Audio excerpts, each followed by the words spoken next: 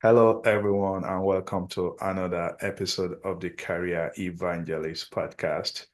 I'm excited today because we have another guest, an awesome guest, Bryce Batts. She's a certified career coach, a recruiting expert, and the co-founder of Career Collective. With over 15 years of experience and more than 800 professionals successfully placed, uh, Bryce has helped countless people move from career confusion to clarity and momentum. She's also the host of the Wine After Work podcast, where she leads honest conversation about careers, leadership, and life. Bryce brings a rare mix of real-world recruiting insight, strategic career coaching, and deeper passion for helping professionals, especially women, to build bold, fulfilling career. This is going to be a very practical and actionable conversation because we are going to be discussing how to design a career that fits your life. With that, I'll bring in our guest. Hello, Bryce. Good afternoon. Hi. Good afternoon. Thanks so much for having me. Welcome to the show. It's exciting and it's good to have you join us. If you don't mind me asking, where are you located? Sure, I'm in Raleigh, North Carolina. Raleigh, North Carolina. Thank you for coming on the Career Evangelist podcast. And it's also very good to interview another podcast host. So that's something good. Anyway, why don't you introduce yourself to us? Let my listeners get to know more about you, maybe something that I did not mention in my Oh, sure. Yeah, I'm a co-founder of Career Collective. We do recruiting for the architecture, engineering, and construction space. That's something I've done for over 15 years now. My husband's also in the industry. He's an architect. And funny enough, I got this job when I was getting my MBA. I met one of my good friends at school, and she said, "You really should try this." He was my boyfriend at the time. This was 20 some years ago. And she said, "You should do this. Your boyfriend's in the industry. You like sales. Recruiting's kind of like that." And so I started recruiting. As soon as I started, she quit because she got her dream job in PR and she still does that. But I fell in love with recruiting. I say it's kind of like dating in that the timing has to be right. You're trying to make the right match, but really enjoyed it both on the candidate side and the client side. And then I wrote The Career Architect because I feel like I have held this tension for so long of what candidates or, employees want and what clients or employers want and what they're looking for. And because I had had so many great conversations with people on my podcast, Wine After Work, and the theme seems to be that very few careers are linear. My husband, I would say he wanted to be an architect, went to school to be an architect, and that is what he's done for 20 years. But that is not many people's stories, especially women. You take time off to take care of parents, or you have children yourself and have to take time off. And there's so many pivots that happen. So I like to place normalcy into that story and let people know just because you've changed things up, it doesn't disqualify you in any way. And I'm also a mom of two girls. They're both high spirited like me. And so we have a lot of fun at our house. Okay, so no, it's good, and I feel good getting to know you. Many professionals they feel like they are busy but drifting. So, how Mm. can someone tell when it's time to intentionally redesign their career? What do you tell them? Yeah, that's a good question. I think the drift happens so easily and people don't recognize it because you're getting up and you're going to do the same things every day and you just get lost in the busyness, as you said. And so they feel busy, but maybe not productive, or they're not lit up anymore. They're not doing something they like. So I think when you start finding yourself daydreaming about another job or the Sunday scaries are really bad, and every Sunday you're not wanting to get up and go to work on Monday, it's probably time to start thinking about something new. Because we spend so much time at work. I really want people to be happy in their job. Now, is every day going to be a party? Of course not. And it doesn't matter where you work. But hopefully you're having more good days than bad. So when you start feeling that dread and not liking the people you're working with or the job itself, it's time to switch something up. No, that's good. I like the way you put it. When people started having this Sunday nightmare, maybe it's time to start thinking of something new. But in terms of thinking of something new, or whether someone out there want to uh, pivot for their career, what are some questions or considerations that you tell them to think about before they begin this journey? Sure. At the end of each chapter of my book, I share different reflection questions. And I think the reason we saw so many people change jobs after COVID was because we all had time to take a step back and get quiet. Now, maybe your house was full with kids and everybody being at home for a while, but still you weren't commuting. You still had that time to kind of reflect on what's going right and what's going wrong. And I think that's where you have to start, with just getting quiet with yourself and thinking about what really gets you excited. When do you feel like you're in that flow state of work and you're doing something meaningful that you enjoy? And then, what can you get paid for? If you're doing meaningful work that you enjoy, how do you also get paid for that? Um, so just thinking through what you've done well, what people have complimented you on or what they go to you for, because oftentimes it's hard for us to self-reflect. And, they say you can't see the label when you're inside the jar. So then I think it's important to, maybe go to friends or family and say, when you think about me, what do you think about? What do you think I'm good at? If you're having a hard time nailing that down. But typically, if you start tracking it, you'll soon realize what gets you excited at work. That's good.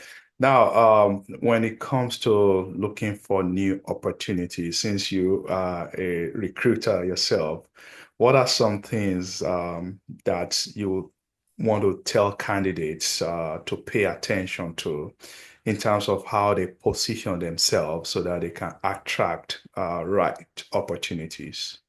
Yeah. Get your resume ready. Dust it off if you haven't done that in a while. You can write a cover letter if you think that's important for your industry.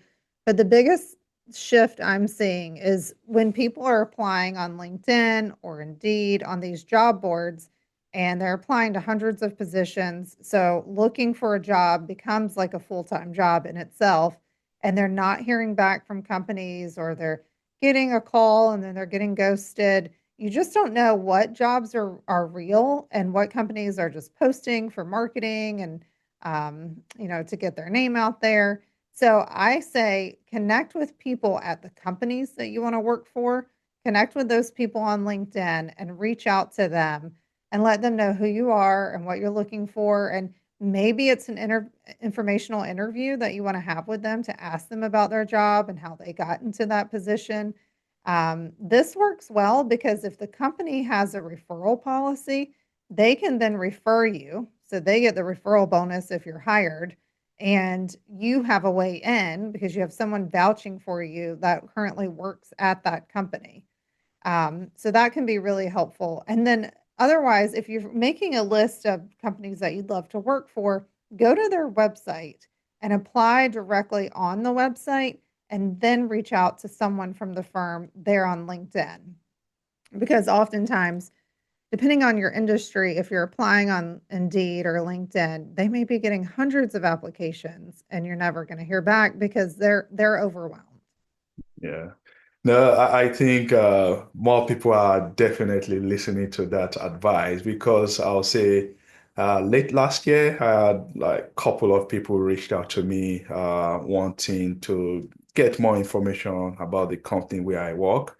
And I think I actually refer one of them to a role. Hopefully, they will call him for interviews. But I think that's people will be like conduits that'll help Yeah. um, candidates to land the right opportunity. And thank you, Bryce, for sharing that with us. Sure. Now, we've been talking about recruiting. The other aspect for career growth, which I think is equally important, is promotion, right? So, what are, in your opinion, what are some effective ways professionals can position themselves for promotion, without waiting to be noticed? Because it's Mm. quite competitive out there. Yeah. Well, in terms of LinkedIn, I think it's important to have your picture up, um, have information on your About You section. Make sure you've got your resume on there because I talk to so many people and I still do career coaching. And when I talk to them, they're like, well, I haven't been on LinkedIn in a long time. And, then it's really hard because you've got to update your LinkedIn page. You've got to then become active on LinkedIn and start reaching out to your network again. But if you're always on there, and you're posting content or you're resharing content or you're engaging with other people's content, then you're already building a network on LinkedIn. So when you need the network, then you can tap into it. Um, so I think it is important to be visible there. I also think just for our own personal growth and development, it's important to listen to good podcasts, read books that will help you, reframe your mindset. Because let's be real, looking for a job can be really tough. It can be defeating when you're interviewing and you're not getting the job that you want. So anything you can do to help your mindset too. And then reach out to people in your network via email and create a list. Maybe it's people that are friends with your parents. Maybe it's someone you used to work with. Maybe it's someone that you go to church with or you did nonprofit work with. Think about a big list of people, put together those names, and then reach out to them. Hey, you mean a lot to me. I'm currently looking for a new job. I'll be happy to send my resume along if you'd like. This is what I'm looking for. This is what I've done in the past and why I'd be a good fit for that. Do you know anyone? And I think it's good to be very intentional and let them know because you may think they know who I am and what I've done. People forget, people are busy and there's a lot going on. Life is busy. So, Yeah. yeah, career architect, I know you focused on architects, architectural industry. Do you also help other industries, maybe construction, or how does it work? We do. So for our recruiting, we focus on architecture, engineering, and construction, really anything within the built environment. And we do a lot of A&E, so a lot of design roles. And then my book, The Career Architect, really speaks to any person, especially women who are looking for a new position or trying to build a career and design a life that aligns with their vision and values. And I did it that way because when I started Wine After Work, my podcast, I had so many incredible people on, and maybe you feel this way too. I wanted to be able to tell some of their stories. So some of them come from the AEC industry, but others, it was my contact at LinkedIn. Another was a woman who she was a dentist, and then she worked outside of that industry. Then she lost her husband and her son, and she talks about resilience. I talked to another woman who's in graphic design and share her story, and she spoke about the why not me era and putting yourself out there and starting to think, why not me? Why couldn't I do this? And having that bold confidence in yourself. And then to tie into that, I talked to another woman, Alice, who tells a rejection story. She's a writer and was pitching herself, and she gamified rejection and set a goal to get 100 no's, which Wow. sounds so scary and terrible, but those no's get you closer to a yes. And anyone who's ever done sales knows that you have to go in for the ask. You have to put yourself out there. And, I think so many of us in life, everything, most people would raise their hand that when you're putting yourself out there, it could be dating, could be, work, anything. It can feel really scary and you're worried about people judging you. But I think if you can build up that muscle of doing it anyway, it's going to help you in all areas of life. Thank you, Bryce, for sharing that. Now it's 2026. I know AI has been playing what I'll call a big role Mhm. of people looking for job or preparing for interview. So this new year, what trends are you seeing, and what do you want candidate to know if they are in the job market? Yeah, I think use AI to your advantage. We certainly use ChatGPT or Claude and things like that here, but also you'll see job boards are using AI. It's interesting for us being on the other side of it. If we're looking for candidates, we use Zoom Info and LinkedIn, and it will tell us how likely a candidate is willing to listen. And that's signals that AI has picked up on, whether you're submitting job applications, whether you have a lot of turnover at your company. So maybe you in particular aren't looking for a job, but lots of people are leaving your company. So it makes it a good time for me to reach out to you as a recruiter. So that's pretty interesting. And then you can use AI to help you tailor your resume. In my coaching, I've told people about, and I don't get any kickback or money from them, but this product called Teal, Teal. It's online. You can upload your resume and upload a job description, and it will tell you where you're fit and then what you're missing, and you can tailor your resume to the role and it helps you do that. So I think there's tools out there that can help you with your resume and your cover letter. No, that's good too. Thank you Yeah. much for sharing that with us. I know more people are looking for ways to optimize their job search and anything that can help them. Definitely, we should get that word out to them. Now, you've talked about LinkedIn. You've told us to interact, engage. What other ways can professionals effectively use LinkedIn without feeling, I'll call it salesy, so Mm. they rightly position themselves? Yeah, I know some people are nervous to start sharing on LinkedIn. I think that goes back to like, well, who am I? People are already sharing on LinkedIn. They're already saying what I would say. But what I will tell you is that there's so much that happens online, and they're not going to see every post you make. You may as well start small, and it might feel scary to hit post that first time. And it doesn't always have to be work related. It can be work adjacent. People share about their family on LinkedIn, but I would say exercise that muscle of posting.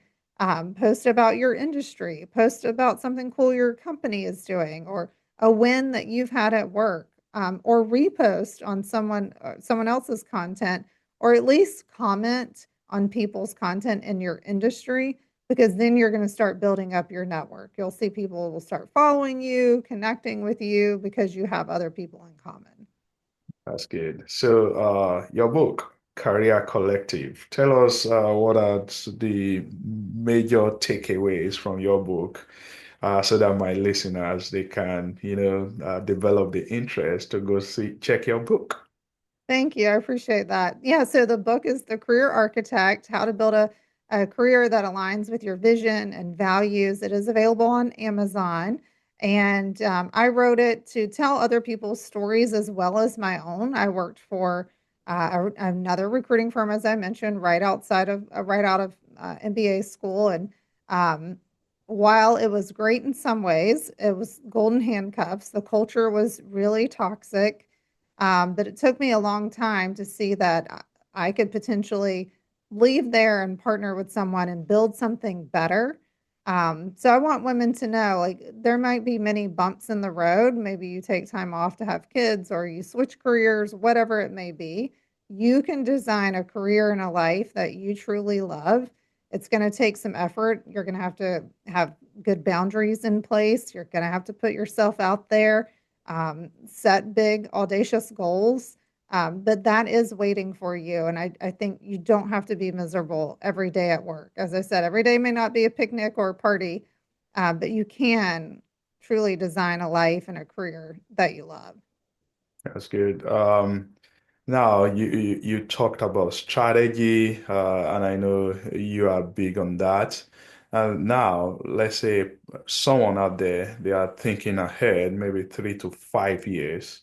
They want to do like a strategic career plan. How does that look like? What should be on their mind as they develop that plan? Mm. Start thinking about those things again that really light you up, where you think you might want to be in 3 to 5 years. If you don't know, start talking to people who are doing the jobs that you're interested in or are on that career path that you see yourself on. Ask them how they got there, take them to coffee, do a Zoom call with them, ask them some good questions. And then I will tell you, I'm not the most organized person, so make sure you're writing all that down somewhere where you can track it. If you create vision boards, pull in those words and those pictures that show you where you want to be in the next 3 to 5 years.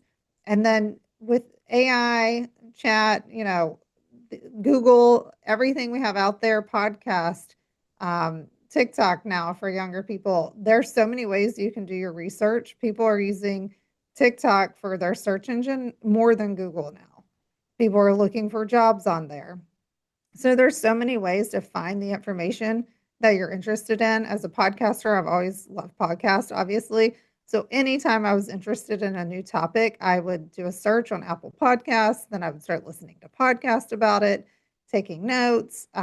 So you can really geek out and you can decide how. Yeah.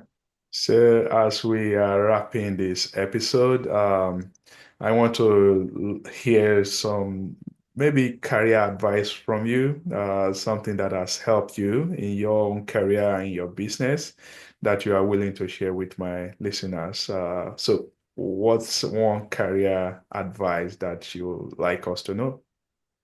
Yeah, I think when you're young, it can be really hard to have confidence in yourself and in your career because you're like, well, everyone has more experience than me. I'm newly out of college or I just started here. But I think be curious and ask good questions, whether it's of leadership, of your coworkers, and be a sponge and learn as much as you can. And then don't be afraid to put yourself out there, even if you're young.